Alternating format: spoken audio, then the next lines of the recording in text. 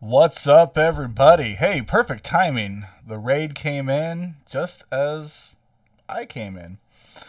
All right. Hold on. Let me do something here real quick.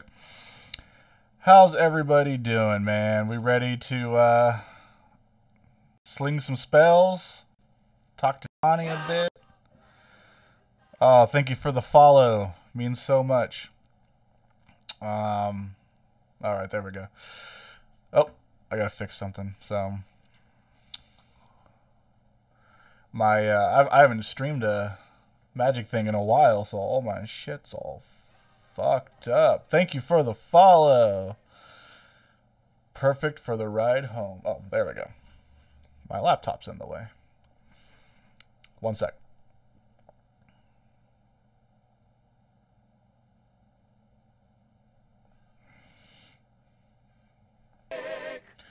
Oh man, Hazel Newts, thank you for the raid. We got a double raid today.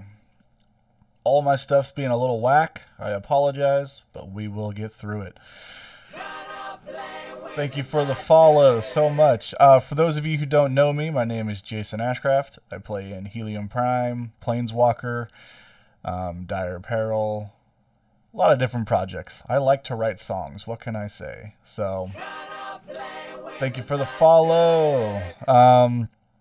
Also a big-time Magic enthusiast, so what I've started doing here on my stream is talk to other Magic players who also play Metal. What is my favorite cheese? You know, it used to be pepper jack for the longest time, but I've been kind of feeling Swiss cheese these days. But I did get to go to a cheese farm in Amsterdam in like 2018, and let me tell you, the cheese will never be the same after that. So pepper jack is pretty pog. All right, looks like Donnie's having some camera issues, so we'll work on that. How was the stream, everybody? What were you and Donnie up to? How was your stream, Hazel Newts? I know it was short, but got my coffee.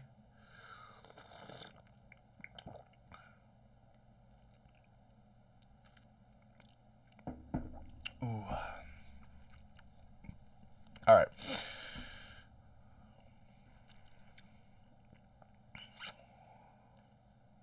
Streams weren't? No? Nothing happened on the streams? Yeah. Uh-oh. That's not good. Okay. Let's see. Food. I like. That's awesome. I myself am hungry. So why don't we do this? Hey guys, lovely to... Oops. Why don't we do this? Oh, what? I wish I would have been there for that. I always like to see other people's approach for songwriting. So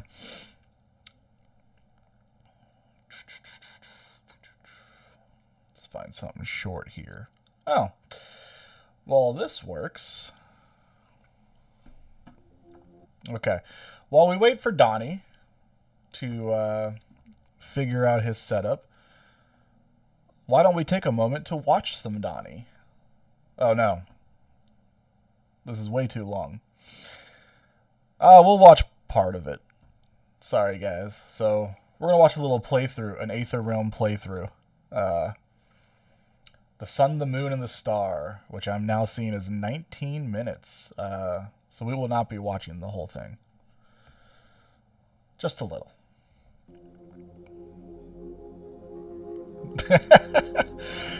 I know, right? Well, it said official playthrough. So the thought was, here, hold on. Let's back up. Let's see if Donnie's got another playthrough. That's not 19 minutes long.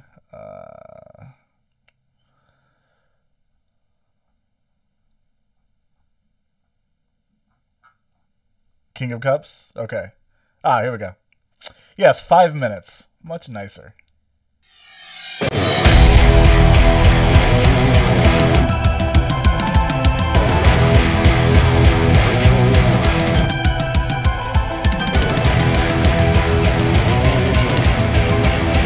See that black screen? That's where Donny should be, so he can chat with us.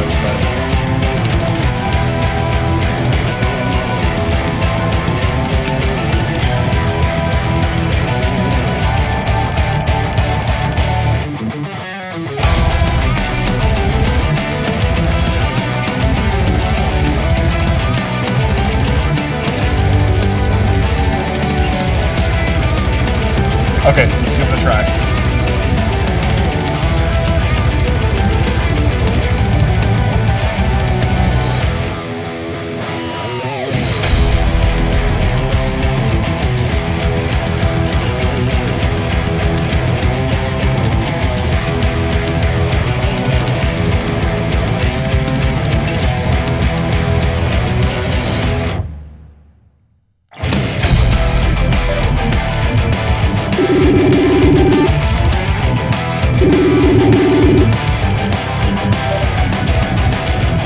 Ahoy! What's up, dude? I'm the wrong camera. Oh my goodness, why are you using the camera? It's okay, we're currently watching a playthrough of King of Cups while you figure it out.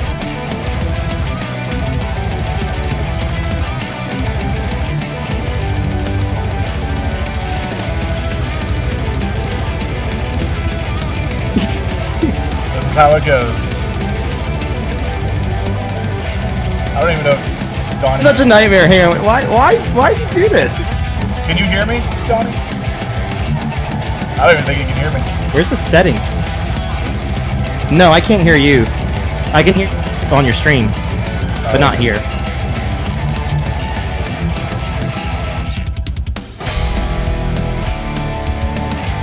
It might be that your stream is just really loud. How about now? If you can say something from it, where it's coming in meter-wise.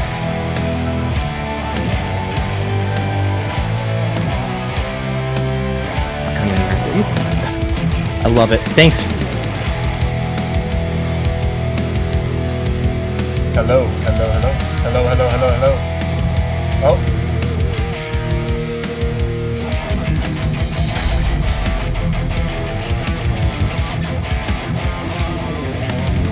Yeah, that should be working. I don't have you here. It should be working. We can see you.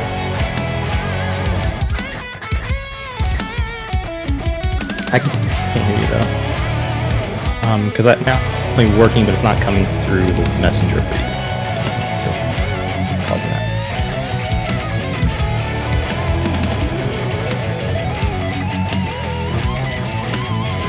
Okay. I might know why.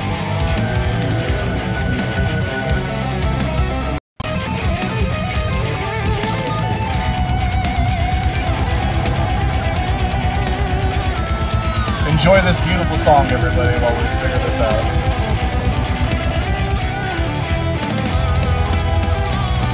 Hi, Corbin. He.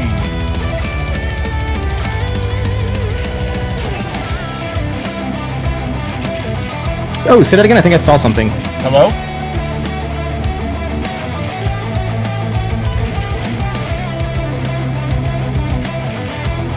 Nope.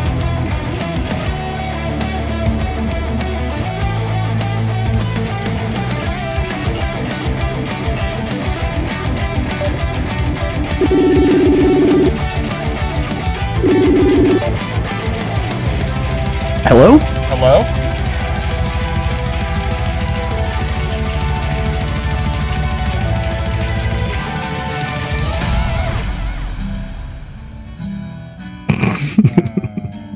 Didn't this perfectly the other day? Yep. Hello?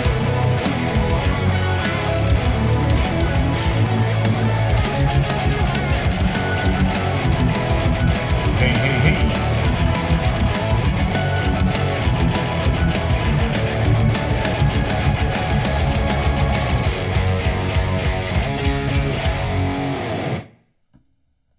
Okay, song's over. Let's figure this out. I might... Oh. Now I don't know if I can hear Donny.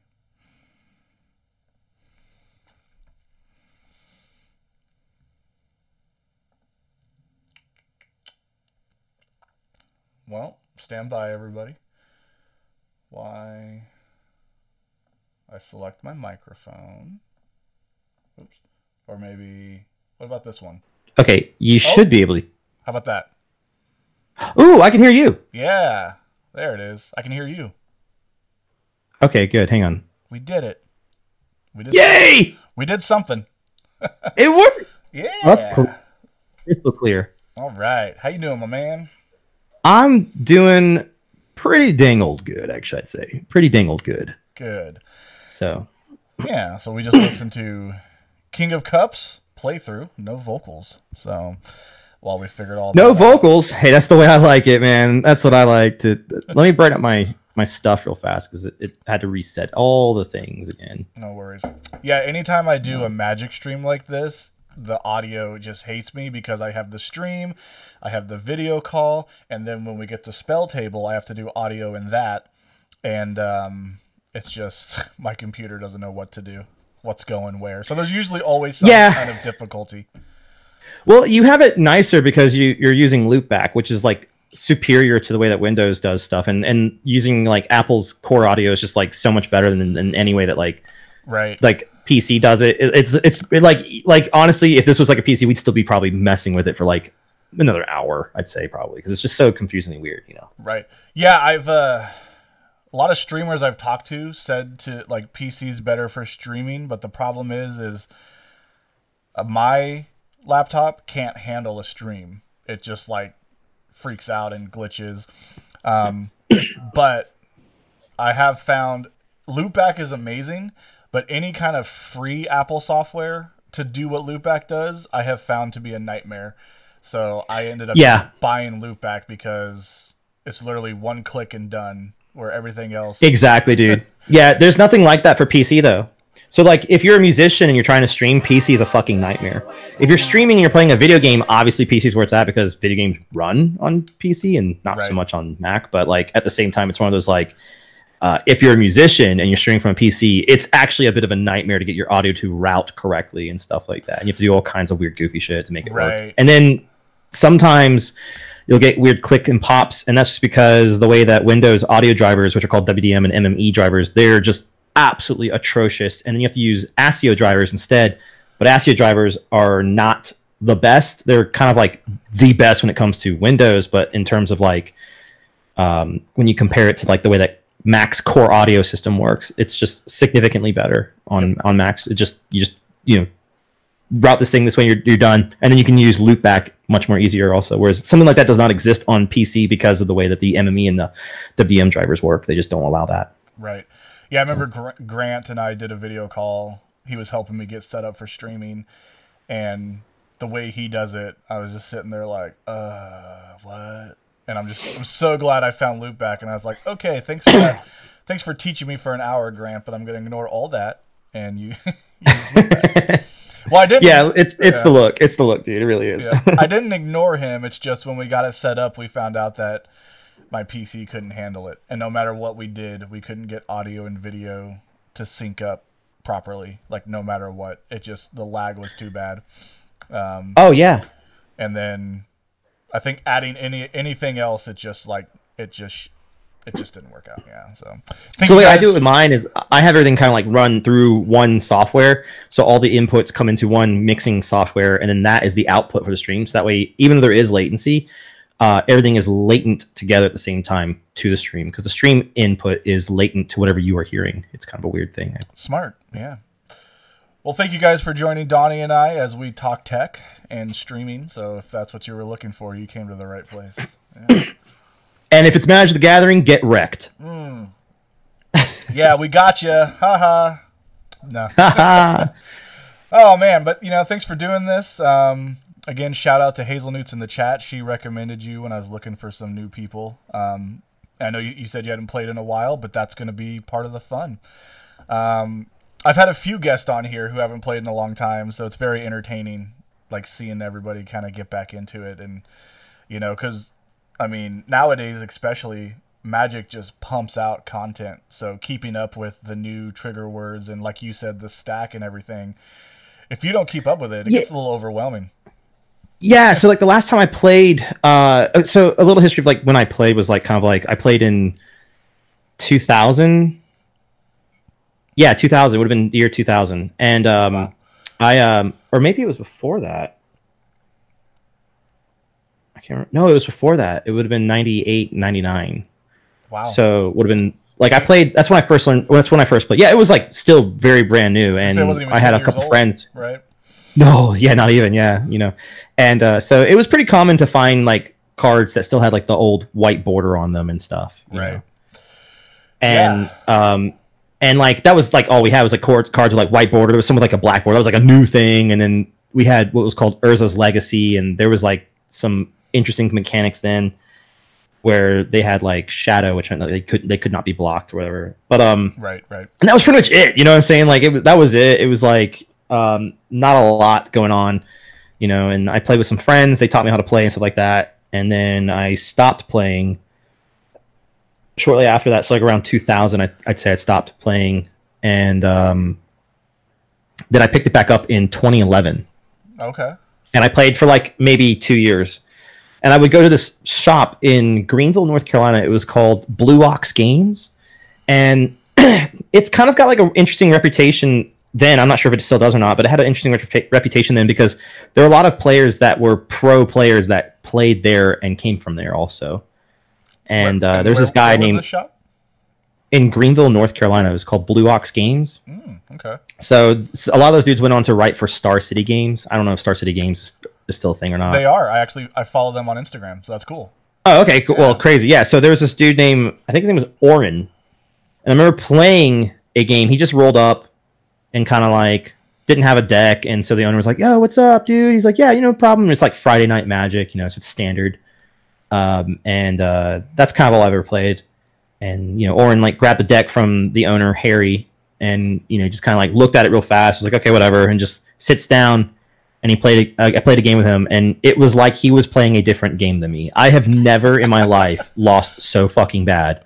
And I realized I was like, there's like an extra level to players. But Oren actually went on to win a pro tournament at one point, I think. That's and awesome. Wrote for Star City Games and stuff. So I mean, man, that still happens to me. Like, I think I was telling you privately, but I'm still really a new player. I've only been playing at most 3 years. I just kind of really, really got into it.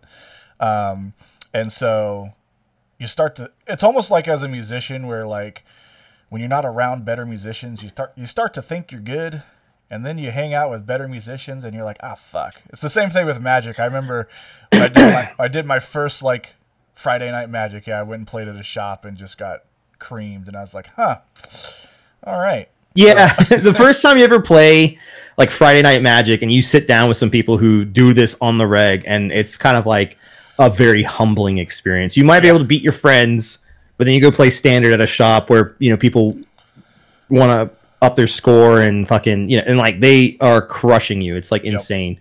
Well, that's the thing, like, go ahead. Different level. Yeah, you get so used to your group's play style too, so you start to build your decks like anticipating what they're gonna do, and then you go play with people you don't play with, and realize you're not prepared for their strategy. So it's like you're confident in your deck against your play group because you kind of know what they build, but then you go up against strangers, and you just get Hazelnut says that's a funny thing to think about because you point out you build your deck to beat your friend circle's meta, but that's not necessarily like the meta. You know what I'm saying? No, exactly. And you kind of know like their moves and what they're gonna do, and so I wonder if like pro players are like that, like they know other pro players like moves, like what they kind of plan and do and how they play, by playing against them so much. It's probably a different level, But I think with like music is a little bit different because to me, like there's a point at guitar where you don't actually get better than anyone else. You're not actually better than anyone. Like everyone's really good.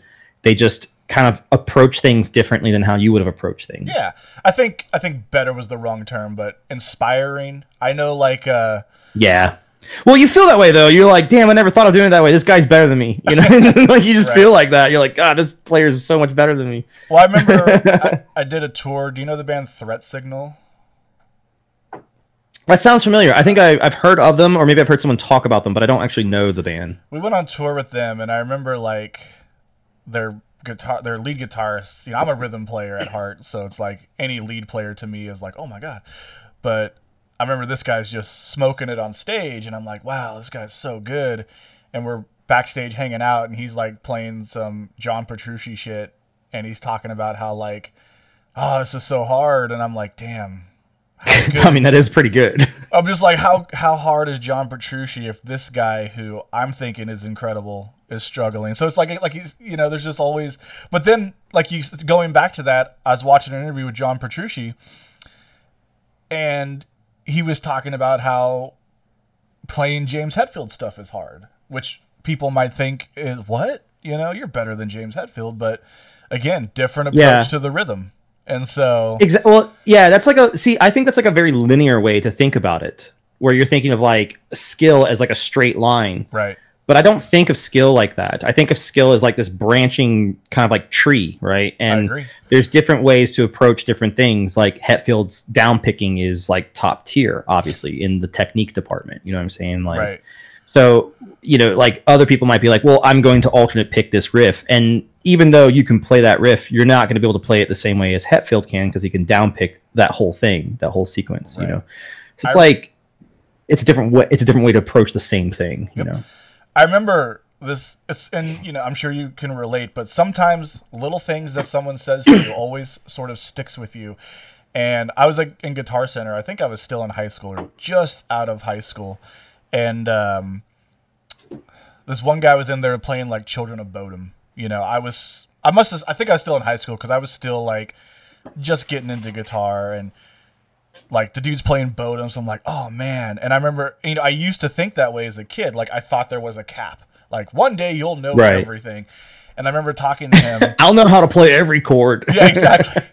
And I remember talking to the guy, and I kind of brought that same thing up to him. And again, it's such a simple thing, but it always stuck with me. He's like, you'll be surprised how much these guys you look up to don't actually know. And what he meant by that is like, not everyone knows everything. Like, yeah, you know, they're great at what they do, but there might be something they don't know. And you know, it made me feel better. Like, okay, you don't have to know everything, you know, or like, you said, the way you approach things it's different for everybody. Yeah, I remember hanging out in a music shop, and this guy I was hanging out with thought I was a better guitar player than him, and I thought he was a better guitar player than me. And that's when I realized like it's like a different way of approaching stuff. And we would just kind of like, we would hang out and we would jam and improvise over stuff that we're playing. So like I would play like a chord progression, he would improvise over it, and then he would play that exact same chord progression back, and then I would improvise over it. And you know, we could kind of do that because there's only like a handful of chord progressions most people kind of jam over anyway, so you kind of can figure out most of them easily. Or you can kind of like, my favorite thing was to, as someone's playing over on top of something that I'm playing with a chord progression, my favorite thing to do is to substitute chords, so that way it makes the licks that they're playing sound more interesting than what they're used to them sounding like. And they kind of go, wait, that's crazy. I'd never played this same lick, but it sounded so good before. And it's like, yeah, well, I comped a different chord that I felt would be better for that melodic phrase that you played over this. And that was like my favorite thing to do, which taught me a lot about songwriting. But then I'll never forget, like, we kind of like then started sharing licks and just kind of like trading ideas, like how we approach things. It's like, oh, over this kind of like motion in the chords, I like to do this sort of thing. There's this guy that did a similar thing for me. I cannot remember his name. He was a piano player, and he played piano for this group called the John Brown Quintet. And this was like a jazz group, and I was running sound for them at a theater at this community college, right? And this piano player was a monster. I mean, this guy took lessons with Chick Corea, who is just like, hands down, when it comes to like fusion piano playing, is like the god of gods, basically, when it comes to like that style of playing piano. Right. And, you know, I went up to him after the show and I was like, man, dude, like some of those lines that you play are just outrageous. And I have no idea how you're choosing these notes. They just sound so out of the box, but they work so well. And it's just so crazy to me. And he was like, he said this. He goes, I remember thinking the exact same thing that you just said to me. And he goes, and I said that one time to Chick Corea, and Chick Corea kind of just like, oh, it's just this. And he explained it in a very simple manner of like what he's doing. It's like, over this chord progression, I just do this trick. Right. I play this thing over it, and I just have variations of that thing that I do, and that's pretty much it. To me, it looks like I'm not doing anything new, but to everyone else, it looks like I'm always doing something new. Right. Yeah. And you always, and that's the thing too, is you always come to learn it's always something simple, but it's just how you implement it. And that's why, like, as someone always striving to be a better songwriter, I was saying this too when you were getting set up. They mentioned you were talking about like songwriting. I always love to talk to other songwriters and just see how everyone approaches songwriting different. Oh yeah. But like getting to kind of tap in to the minds of other songwriters, like a very humbling experience for me was actually doing the Planeswalker album, which Sozos actually wrote. So everything I've put out, I've written except that one. And okay. I was working on something for Prime, and then Sozos kind of sent a song, and it was really good, and then he sent another, and then next thing we know, it's done. I was like, oh, well, fuck it, let's do it. But his style is obviously, it's very different than mine, way more European, obviously. But he did a lot of that, like he writes in a very Sonata Arctica way, so he's throwing I gotcha. Yeah, no, that makes sense. That doesn't make sense. Yeah. So he would be throwing in some things that I'm like, I wouldn't even think of that, you know. But when you see it, it's like such a duh. Like, oh yeah, that's so good.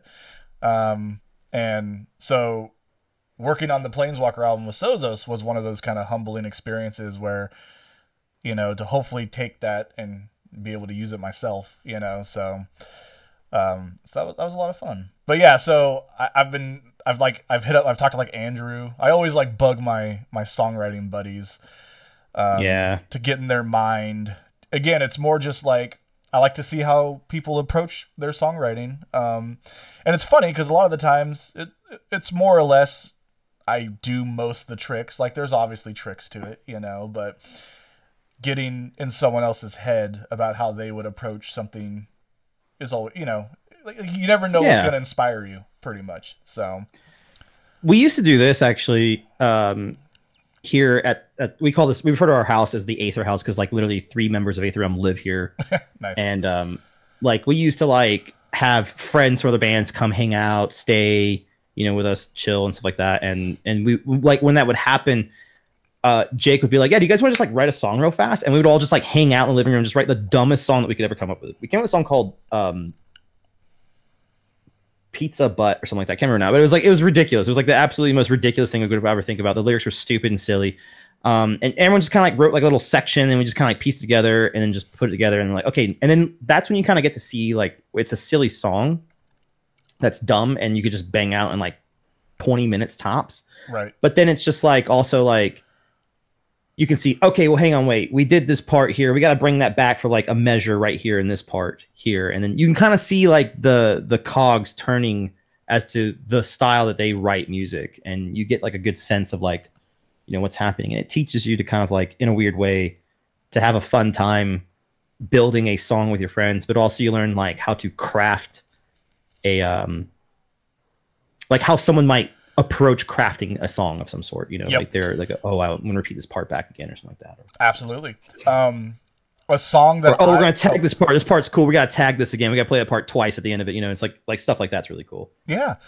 Yeah, and it's great having that little input. So some songs I always think about of my own is on the first Prime album, we have this song Into the Black Hole, and there's this little like tail at the end of the chorus that I didn't have when I wrote the song, but when Heather was writing the lyrics, she was like, man, I'm really feeling this extra lyrical part at the end.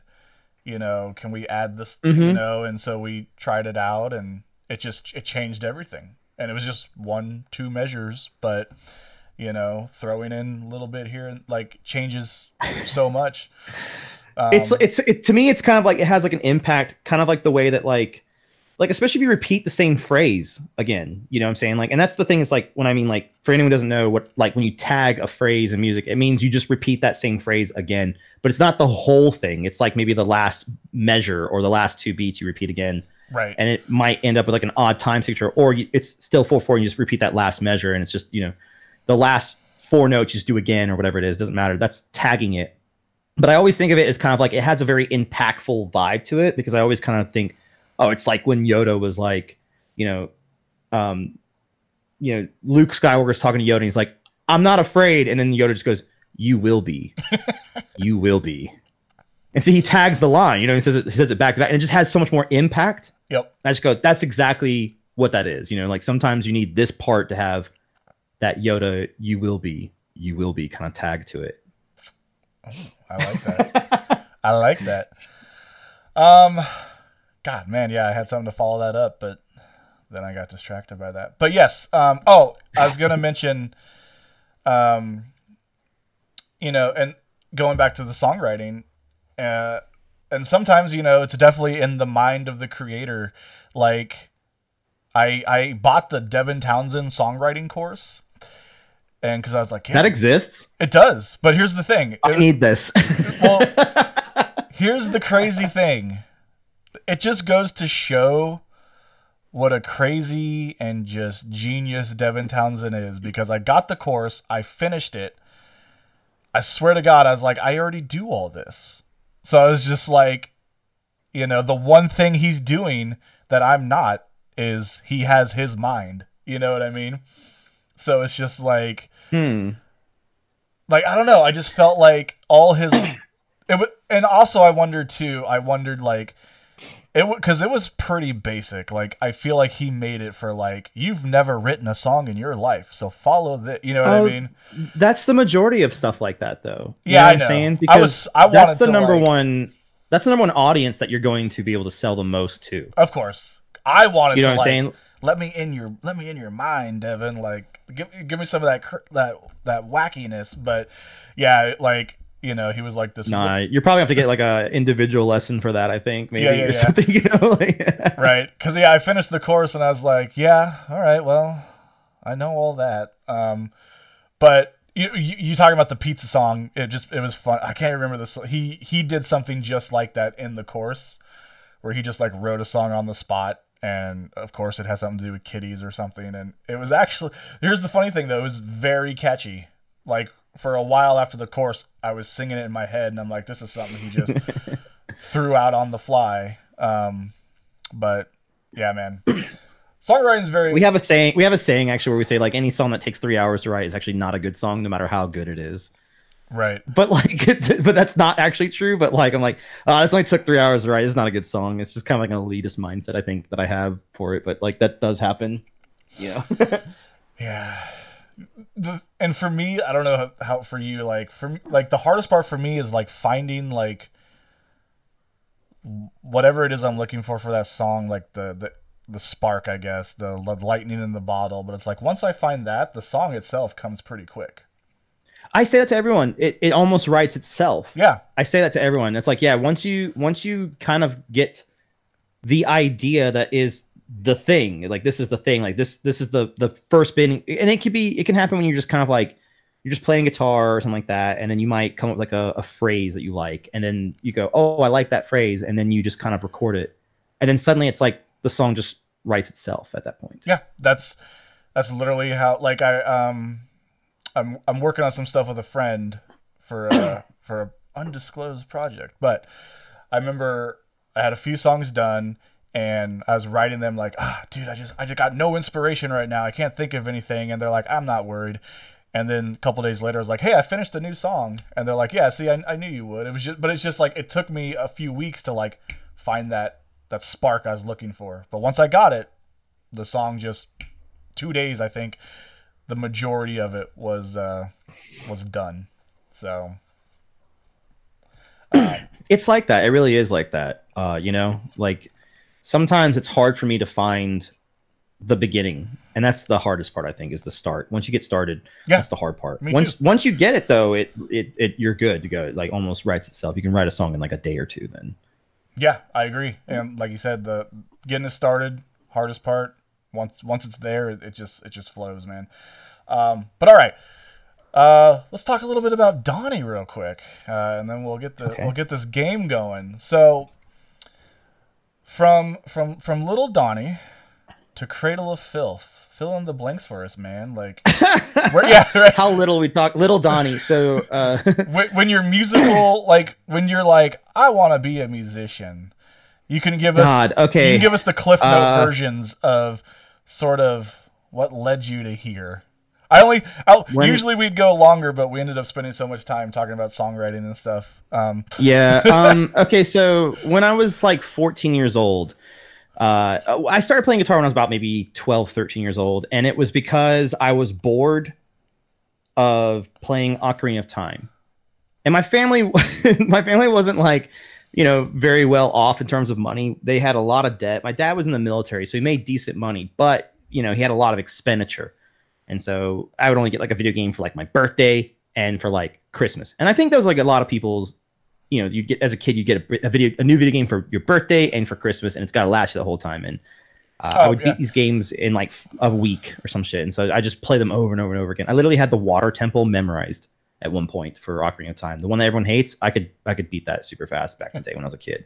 Awesome. And I got bored of it, so I found this acoustic guitar. I pulled it out. My dad, tuned it for me. My mom showed me like 3 chords. With those 3 chords, I could play "Rolling on the River" by CCR. No shit. There it is, dude. That was it. Yep. That's all it is. That's the first song I ever learned. And then I think I had a friend who taught me how to play Magic the Gathering, and then would come over and hang out, and he would show me how to play like some riffs and stuff also. And that's kind of like a really weird thing I didn't realize until this very second, that actually, ironically, I'm also about to play Magic the Gathering. meant to be, man. Yeah. Kind of, right? Yeah, kind of, yeah. So, he taught me like how to play some Blink-182 riffs and stuff, and then I accidentally discovered this band called The Haunted.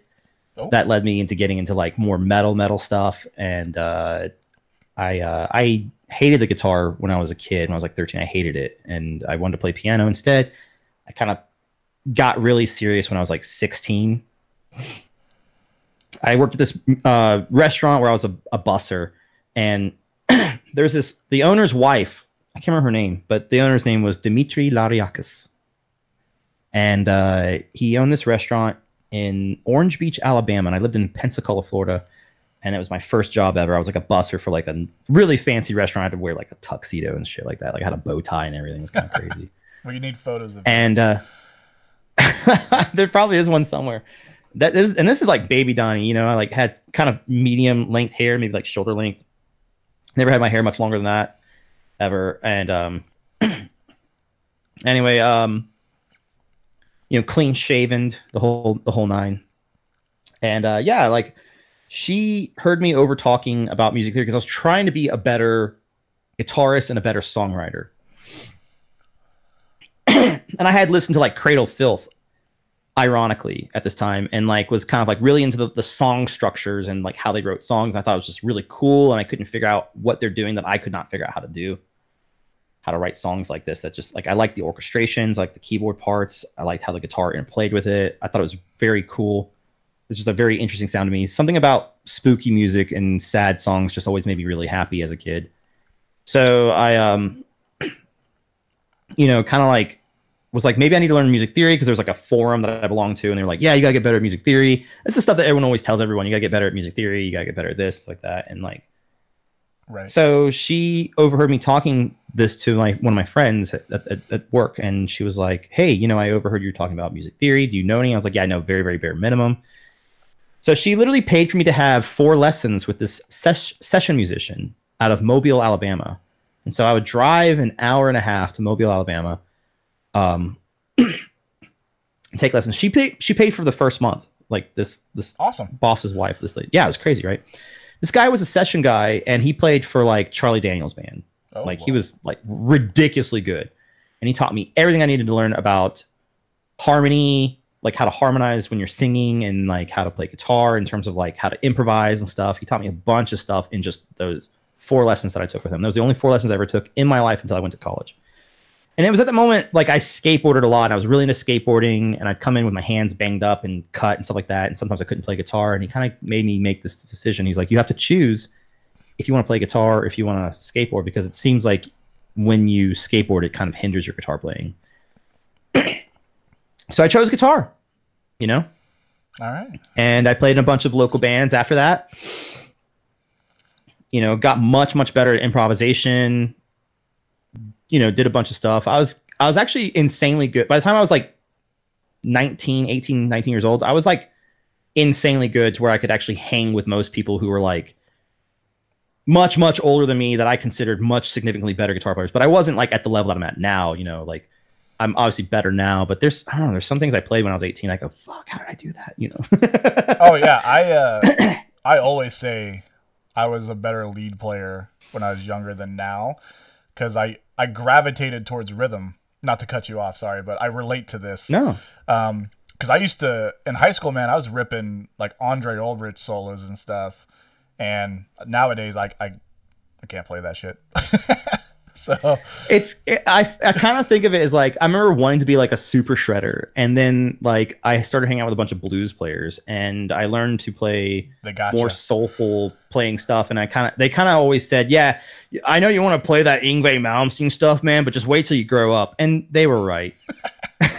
They were right. Yep. You know, like you kind of mature and you learn that like sometimes when you just like play like one note and you milk that note for all it's worth, it says so much more than 20 notes will ever say. Absolutely. And there's something to that, you know what I'm saying? Like it, and not everybody can do that. I think it's harder to write a very memorable, catchy, melodic phrase than it is to just shred the gnar. Because like at this point, it's like you can just shred it and just play notes, and then that's cool.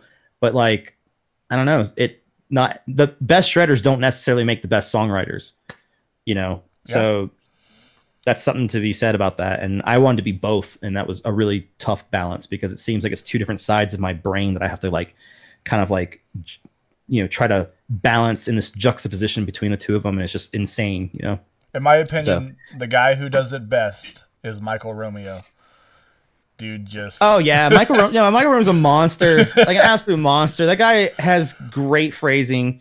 Yeah. And not only is his phrasing fantastic, but like also like the way he structures songs is brilliant. And it's just like, yeah, Michael Romeo is just like on another level. You know what I'm saying? That kind of thing doesn't happen too often. No. You know, that comes every now and then. And I remember I was playing Magic with some friends, and I had Symphony X on in the background, kind of low, but the Odyssey was playing. And there's this one part in the song where he does a crazy, like, 32-second note run, or depending on the tempo, I don't know. Anyways, it like stops my friend dead in the game, like, whoa, that was probably the greatest run I've ever, like, it was enough. Yeah, right. For like blown away by it. Like, and it was so quiet in the background, but it was just enough. Like he had to stop the game and be like, I just had to point that out. Yeah. Anyways, like, wait, what was that? Yeah, exactly. Yep. All right, so you want to be a shredder? Yeah, so I wanted to be a shredder. And then, you know, some cats that knew more than me told me to grow the fuck up. Yeah, yeah. And then, you know, just kind of like, and I did in a weird way. I kind of like, you know, learned that like, you know, shredding the gnar wasn't everything to a song, and, you know, juxtaposition was actually the key to it. And that was like the real secret. You know, you have to kind of like, basically like have a balance in this, and it's like a war in my own head with the whole thing, you know what I'm saying? Like, so I see. So I joined Aether. I was playing a local band called my first band ever actually was called Under the Red Flag, and it was like a southern metal band that sounded a lot like Maylene and Sons of Disaster, but with a lot of shredding, because we were definitely like very melodic death metal influence and stuff like that. And then I played in a bunch of I played another band called Parallels. You can still find Parallels on YouTube, actually. Nice. And that would be like kind of like a genty hardcore beatdown band, actually, is the only way I can describe that. All local stuff. Only played like small local spots, you know, PA on a stick, pretty much, right? Which is my favorite phrase in the world ever to describe a small local scene. PA on a stick. And then I think Parallels fizzled out. I wasn't doing anything, and I realized I have to play music. It's just who I am. And I was like, hey, I'm looking for a bass player. And then Jake hits me up from Aether Realm. He's like, yo, you want to play guitar with us? So like that. I was like, yeah, sure. And I wasn't sure about it at first. But my old roommate Nick was like, dude, when's the last time you played a fucking solo? Because you're playing this stupid beatdown band with us and you're just too good for this. And I was like, I don't know, man. It's been a long time. So then I joined Aether Realm, did some tours, hung out, met some cool people. Those people were connections to me getting the gig with Cradle of Filth. Awesome. So my rule is I've always done better by making friends than I ever have by making enemies. And that's kind of like how I live my entire life at this point, honestly. Smart. But yeah. And how long ago? So, yeah, that wasn't too. I remember the announcement, right? That wasn't. How long you been doing Filth now? Cradle of Filth. I started learning the songs in April. I learned 14 songs in 20 days, and then they announced me in May. Okay. Yeah. So not that long. No, nah, not at all. And I did actually tour with Veil of Noth, where I played guitar in Veil of Noth for like one tour. Okay. And I had to learn like 8 or 9 songs from them. So in 3 weeks. That sucked. That was hard as hell. How many songs was it? It was like 8 or 9, I think, songs for Veil of Noth, and I had to learn those in like 3 weeks. And that's like crazy tech metal. Like shit's fucking crazy hard, dude. It's like it's not easy, not one bit. But I remember for a very short while I took guitar lessons from Chris Broderick, and I remember we stopped doing lessons because he joined Megadeth, and I remember that dude like. He's like, hey, this is going to be our last lesson. I was like, what? He's like, yeah, I'm joining Megadeth. I was like, oh, okay. He's like, yeah, I have to fly out in a couple days to go on tour, and I need to learn like almost their whole catalog. So I'm just like, this motherfucker learned Megadeth's almost entire catalog in a couple days and then went out and hit the stage. Like, that's just unreal to me. Ironically, that's kind of like the standard for some reason. Like, right? You know, like that seems to be the way it is. It's like with Veil of Noth, like Vance gave me the songs like 2 months early, but I didn't have time to actually look at them, listen to them, or even learn them. So I had no choice but to do it in 3 weeks, and that was it. And then when Cradle of Filth hit me up, they were like, yeah, I know this is super last minute and stuff like that. We need someone like super right now because the last guy we had was going to do this, can't get a visa in time. So, you know, can you do this? And then I talked to their manager. His name's Dez. And it's Dez Fafari. If that name sounds familiar, Dez plays in Devil Driver. He's the vocalist. He also played in Cold Chamber back in the day. But yeah, and then like he basically was like, yeah, so he's like, can you play the songs? And I was like thinking in my head, yeah, I could play Cradle of Filth songs, no problem, man, no big deal. I didn't even listen to Cradle of Filth since I was like maybe 13, you know what I'm saying? But some of the newer stuff was actually a lot harder than I thought it was going to be. But in terms of tech playing, but like it wasn't that bad for me to learn it because I had learned the Veil of Noth stuff in 3 weeks. Right. So this felt very easy compared to that. But I will say that the weird thing about the older Cradle of Filth songs was remembering all of the parts, because the old songs have a very weird songwriting structure that's kind of very different from what you're used to. And so memorizing the order is something else that I hadn't really thought about when you're learning a song super fast. It's like, oh, how do you memorize like what the next part is? Because these are not verse, chorus, bridge, verse, chorus. You know, these are like very like all over the place. You have no idea what's coming up next. It's a very kind of stream of consciousness sort of way to write a song. And I think like, so the way I did is I just kind of like had like a notebook and I just like wrote like Pharaoh riff, caveman riff, weird part here, do this 3 times. It's like stuff like that. It's like how I memorize songs. I just give riffs names. Then I just kind of know how to do it. What is a caveman riff? A caveman riff is a riff that's like really easy to play. Oh, okay. You know, like probably the earliest riff of all riffs ever written. Okay. You know, because like it'd be like, yeah, like a Stone Age riff. You're like, this is the first riff ever written, and it's super easy to play because, you know, obviously it would be very bare minimum. You know, you think about like music in general, like a long time ago, like for instance, like with Gregorian chant, it was monophonic. Everyone sang the same note. Not until this dude named Palestrinus came about and he wrote polyphonic riffs. I say riffs, it's like Gregorian chant, but they're riffs, okay? Gregorian riffs. And here's this melodeath Gregorian riff. But anyway, you know, you just kind of like did polyphony, and that was like a very new thing in music. And for the longest time, music was actually monophonic. Like you look at like sub-Saharan African tribes, the music, even though is more complex, but they took a different route than we did on the Western Hemisphere with like most European style based music. We wrote things with like more complex, like melodic phrases, whereas sub-Saharan African tribes wrote things with more complex rhythmic phrases. And so it's like a different way to like a different branch of approaching the same thing, which is music, right? Right. So you know, you have like these like different ways of doing stuff. It's like that, and then you have like, well, yeah. I mean, basically, so like I don't remember where I was going with this, but basically, like, you know, music was monophonic. Oh, I asked you what a caveman riff was. That's where we started. Yeah. So okay, exactly. So like a caveman riff would be like at the branch of that, or not the branch of it, but like actually at the stump of this tree, of this, where it's not branching between being melodically different or rhythmically complex of any sort. It's just the most melodically simple and rhythmically simple thing that you could ever write, because that's like the core of it. You know, think of like a caveman just banging on a stone with a rock and going pop, pop, pop, pop, and they're like, yeah, everyone's like turning up, right? They're all going crazy for it. That's a caveman riff. All right. I love it. Awesome, my man. Yeah. All right, let's get into this game. Our other players have been patiently waiting, so thank you guys. You know, it's funny though, I was saying the other day, so I actually, before we do, I went through a huge Cradle of Filth kick in high school as well. I think a lot of people did. Yeah, I was all about Midian.